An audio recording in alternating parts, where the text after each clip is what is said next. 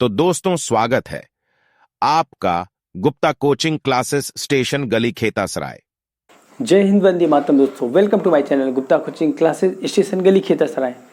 स्वास्थ्य ठीक न होने के कारण पिछले 2 दिनों से मैं क्लास नहीं ले पा रहा था। अभी कुछ थोड़ा सा ठीक लग रहा था तो हमने सोचा कि एक क्लास ले ले। मेरा गला एकदम बैठा हुआ था और सर्दी जुकाम से एकदम परेशान था, तो अभी कुछ ठीक है। तो आइए स्टार्ट करते हैं अपनी कक्षा को, जो है वर्ग समीकरण। आज हम पढ़ेंगे वर्ग समीकरण, यानी कक्षा 8 का एक चैप्टर है वर्ग समीकरण। वर्ग समीकरण होता क्या है? देखिए यहाँ पे दिया हुआ कि ax² + bx + c = 0, यानी ऐसा समीकरण जो दिया गया हो ax² + bx + c = 0 के फॉर्म में, और इसके साथ शर्त ये होनी चाहिए कि x² = k, यानी एक नियतांक होना चाहिए, एक कांस्टेंट होना चाहिए, k फॉर कांस्टेंट होना चाहिए, तथा x की अधिकतम घात 2 होनी चाहिए। x की अधिकतम घात 2 होनी चाहिए। तो इस प्रकार के समीकरण को वर्ग समीकरण कहते हैं। यानी ऐसा समीकरण, वर्ग समीकरण, ऐसे समीकरण जिसके समीकरण को ax² + bx + c = 0 के रूप में हो, उसे कहते हैं वर्ग का समीकरण। जैसे एक यहाँ पे समीकरण दिया गया है 3x² + 4x + 1 = 0। तो ये क्या है? एक वर्ग समीकरण है। इसमें क्या है? x की अधिकतम घात क्या है? 2 है। ठीक है। तो आइए हम देखते हैं कि अगर कोई ऐसा वर्ग का समीकरण हो, जैसे x² = k के रूप में समीकरण कोई दिया गया है, तो उसे कैसे सॉल्व करेंगे। ठीक है। तो x² = k के रूप में कोई अगर समीकरण दिया है तो उसको हम कैसे सॉल्व करेंगे, देखते हैं कि x² = 16, यानी हमारा ये क्या प्रोफार्मा दिया हुआ है कि ऐसे रूप में अगर सवाल दिया गया तो कैसे सॉल्व करेंगे। तो ये प्रश्न बन रहा है हमारा कि x² = 16। तो देखिए हमने समीकरण के बारे में बताया था पहले भी कि समीकरण में बीच में बराबर होता है और एक तरफ होता है लेफ्ट हैंड साइड, बाएं पक्ष होता है, एक तरफ होता है राइट हैंड साइड, दाहिना पक्ष होता है। क्या होता है? बराबर के इधर बायां पक्ष और बराबर के उधर दाहिना पक्ष। जैसे हम यहाँ खड़े हैं और हमारा ये दाहिना हाथ है, तो दाहिना हाथ इस तरफ है, तो ये दाहिना हाथ हो गया, तो दाहिनी साइड हो गया दायां पक्ष, और मेरा बायां हाथ है इस तरफ है, तो ये बायां हाथ हो गया, तो बायां पक्ष हो गया। तो ये बीच में बराबर होगा। अब हमने बताया था कि अगर समीकरण में प्लस इधर जाता है उस तरफ तो माइनस हो जाता है, इधर माइनस है तो उधर जाएगा तो प्लस हो जाएगा, इधर गुणा है तो उधर जाएगा तो भाग हो जाएगा, और इधर भाग है तो हो जाएगा गुणा हो जाएगा। ठीक है, इतना मैंने आपको पहले बताया था पिछली क्लासेज में। अब देखिए, अब यहाँ पर पक्षांतर के नियम में एक नियम आता है कि जब वर्ग होता है तो क्या होता है। जैसे किसी संख्या का अगर यहाँ वर्ग है तो जब उस तरफ जाएगा तो ये वर्ग हट करके इस तरफ जो बन जाएगी करड़ी बन जाती है ना।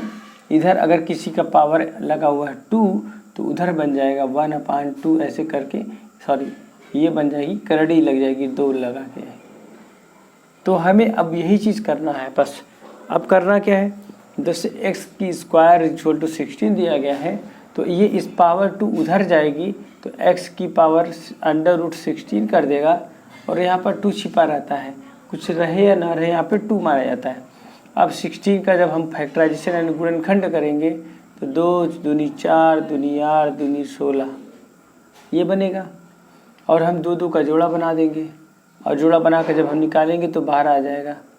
ये करड़ी से 2 निकलेगा तो 2 आएगा, गुणे 2 करड़ी निकलेगा तो 2 आएगा, = 4, यानी x = 4 हमारा ये आंसर आ जाएगा। ठीक है, ये है किस रूप में? x² = k के रूप में जो समीकरण दिया गया हो उसको आप कैसे हल करेंगे। आइए देखते हैं एक दूसरे सवाल को। सेम यही प्रोफार्मा इसका भी कह रहा है कि x² = k, यहाँ दिया 4x² = 9 दिया हुआ है। तो इस तरह के सवाल को हम कैसे सॉल्व करेंगे? इस तरह के प्रॉब्लम को सॉल्व करने के लिए सबसे पहले क्या करते हैं, हम x² के अलावा जितना भी कोई नंबर इधर दिया हो बाकी सबको उस तरफ भेज देते हैं। किस तरफ? राइट हैंड साइड भेजते हैं। तो देखिए राइट हैंड साइड जाने का रूल अभी मैंने बताया था आपको थोड़ी देर पहले कि इधर क्या है, 2 नंबर्स के बीच में गुणा है, तो जब गुणा होगा तो उधर जाएगा तो भाग हो जाएगा, तो यहाँ बचेगा x² = 9/4 हो जाएगा। ठीक, अब अभी इसके पहले मैंने बताया था कि अगर इधर पावर 2 यानी वर्ग है और उधर जाएगा तो करड़ी लग जाएगी, तो एक्स इक्वल टू हो जाएगा 9/4। 9 को हम लिख सकते हैं करड़ी में ऐसे 3 × 3 और नीचे 4 को लिख सकते हैं 2 × 2। तो 3 और 3 को जब पेयर बन जाएगा तो बाहर आ जाएगा 3, 2 और 2 का पेयर बनेगा तो बाहर आएगा 2। यही हमारा आंसर हो जाएगा x इक्वल टू 3/2। अगला सवाल दिया हुआ है 16x² माइनस 25 इक्वल टू 0। अब हम इसको कैसे सॉल्व करेंगे? इसको भी सेम वही फार्मूले से सॉल्व करेंगे जैसे अभी मैंने बताया है कि पहले x² के अलावा जितने भी नंबर्स हो सबको राइट साइड में सेंड कर देते हैं, भेज देते हैं। तो यहाँ पर देखिए x² के अलावा ये -25 है, इसको भेजेंगे उधर, तो ये हो जाएगा माइनस का क्या हो जाता है, अभी मैंने बताया था कि प्लस हो जाता है और 25 हो गया। अब देखिए इन दोनों के बीच में क्या रिलेशन है, इन दोनों के बीच में मल्टीप्लाई का रिलेशन है बीच में। तो अब मल्टीप्लाई है तो उधर जाएगा तो डिवाइड हो जाएगा। तो यह करेंगे यहाँ पे x² को ऐसे उतार लेंगे और ये 16 आ जाएगा इसके नीचे, ठीक है। अब देखिए फिर हम आ गए वही चीज़ की x की स्क्वायर है तो उधर जाएगी तो करड़ी लग जाएगी, तो यहाँ पे लिखेंगे x इक्वल टू करड़ी में 25/16। 25 को हम तोड़ेंगे, अगर फैक्टराइज करेंगे तो 5 × 5 बनेगा गुणनखंड विधि से, और नीचे 16 का बनेगा व 4 हो सकता है या फिर 2 × 2 भी कर सकते हैं आप इसको। तो उसके बाद आप इसका जब पेयर बनाएंगे 2 का पेयर बनाएंगे तो आप लिख सकते हैं ऊपर आएगा 5 और नीचे आएगा 2 × 2 यानी 4। यही हमारा x का वैल्यू हो जाएगा, यही हो जाएगा आंसर, ठीक है। तो अगर हमारा वीडियो आपको अच्छा लगा हो तो प्लीज़ वीडियो को लाइक कीजिए, चैनल को सब्सक्राइब कीजिए, अधिक से अधिक शेयर कीजिए। थैंक यू दोस्तों। अगर हमारा वीडियो अच्छा लगा हो तो प्लीज़ वीडियो को लाइक करें, चैनल को सब्सक्राइब करें और दोस्तों को शेयर करें। हमारा वीडियो देखने के लिए आप सभी का बहुत बहुत धन्यवाद।